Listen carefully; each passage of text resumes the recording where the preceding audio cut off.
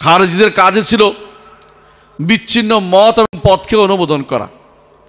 তারা বিচ্ছিন্ন পথ হতে পছন্দ করত। তাদের সুন্দর সুন্দর স্লোগান ছিল। সেই স্লোগান হচ্ছে, আমাদের উপর জুলুম হচ্ছে, আমাদের উপর অত্যাচার হচ্ছে, আমাদের এই হচ্ছে, অমুক তো কাফের হয়ে গেছে, অমুক তো এই হয়ে গেছে। এইভাবে প্রথম বা তাদের মধ্যে আকীদাগত বিরোধ দেখা দেয়নি, কিন্তু ধীরে ধীরে তারা আকীদা কঠিনভাবে তাদের অন্তরে বসে যায়। তখন তারা কবিরা গুনাহগারীকে কাফের সাব্যস্ত করতে আরম্ভ করে।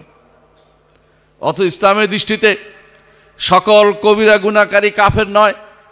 কুফর, শিরিক এবং নিফাক ব্যতীত বাকি যে সমস্ত কবিরা গুনাহ আছে সেগুলির কারণে একজন মানুষ কাফের হয়ে দিন থেকে বের হয়ে যায় না। ইসলামের দৃষ্টিকোণ স্পষ্ট, কিন্তু কিছু মানুষের কাছে সেটা স্পষ্ট না, কারণ তাদের অন্তরের মধ্যে, তাদের অন্তরে প্রবৃত্তির যে খারাপ অবস্থান সেটা তাদের অন্তরে স্থান পেয়েছে। এই জন্য প্রবৃত্তির অনুসারী হয়ে গেছে তারা। একটা প্রবৃত্তির অনুসারী কখনো আর ফিরে আসতে পারে না, যদি না আল্লাহ তার উপর রহমত করেন।